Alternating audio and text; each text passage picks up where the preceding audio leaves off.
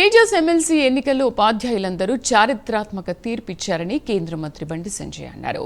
ప్రధాని మోదీ మీద నమ్మకంతో ఉపాధ్యాయులు సరైన తీర్పిచ్చారని కొనియాడారు. 317 జీవోపై బీజేపీ చేసిన పోరాటాన్ని గుర్తుంచుకుని బీజేపీ అభ్యర్థి గెలిపించారని అన్నారు.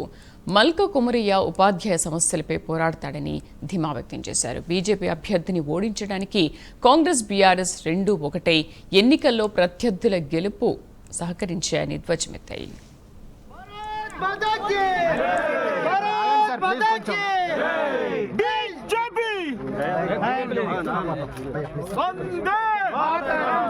కార్యకర్తలకు గాయాలైనటువంటి రక్తం చిందించిన విషయాన్ని గుర్తుంచుకొని, కార్యకర్తల మీద పడ్డ లాఠీ దెబ్బలను గుర్తుంచుకొని, కార్యకర్తల పైన జైలు సందర్భాలను గుర్తుంచుకొని ఇవాళ భారతీయ జనతా పార్టీ అభ్యర్థి అయినటువంటి కొమరయ్య గారికి భారీ మెజార్టీ అందించడం జరిగింది. దాంతోపాటు తపస్ ఇవాళ తెలంగాణ ప్రాంత ఉపాధ్యాయ సంఘం ఇవాళ చాలామంది తపస్ అంటే చిన్న సంస్థ, ఇలా సభ్యులు లేరని చెప్పి వ్యంగ్యంగా ఎవరైతే వ్యాఖ్యానించారో వాళ్ళ చెంప చెల్లుమనే విధంగా ఇవాళ తెలంగాణ రాష్ట్రంలో ఈ 4 ఉమ్మడి జిల్లాలో తెలంగాణ ప్రాంత ఉపాధ్యాయ సంఘం యొక్క సభ్యులు ఉపాధ్యాయులు కష్టపడి ఇలా పనిచేసిన తీరు ఫలితంగా ఇలా విజయం సాధించినాం. దాంతోపాటు నిజంగా భారతీయ జనతా పార్టీ కార్యకర్తలకు హ్యాట్స్ ఆఫ్ చెప్తున్నాం. ప్రతి కార్యకర్త భారతీయ జనతా పార్టీ కార్యకర్తల నాయకుల యొక్క కష్టం ఈరోజు ఫలించింది.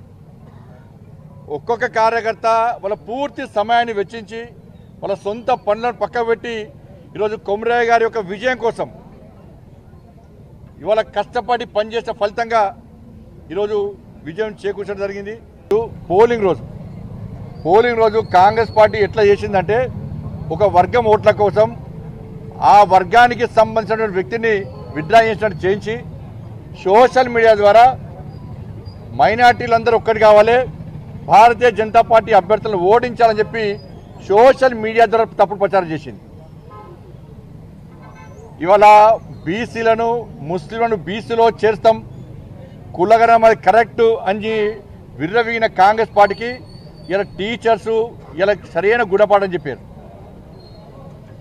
ఒక వర్గానికి కొమ్ము కాసిన పార్టీలకు ఏ విధంగా గుణపాఠం చెప్పారో దీనిలో చూపెట్టారు. ఇలా కాబట్టి అన్ని వర్గాలను సమానంగా చూడాలని మేము అంటున్నాం. ఒక వర్గానికి కొమ్ము కాస్తే ఇలా ఫలితం ఇదే విధంగా ఉంటుంది. గతంలో ఈ ఎమ్మెల్సీ భారతీయ జనతా పార్టీ చేతులు లేదు, కాంగ్రెస్ పార్టీ చేతిలో ఉంది. కాంగ్రెస్ పార్టీ మద్దతు తెలిపింది. ఈరోజు కాంగ్రెస్ పార్టీ బీఆర్ఎస్ రెండు కలిపి ఓడగొట్టే ప్రయత్నం చేసినాయి.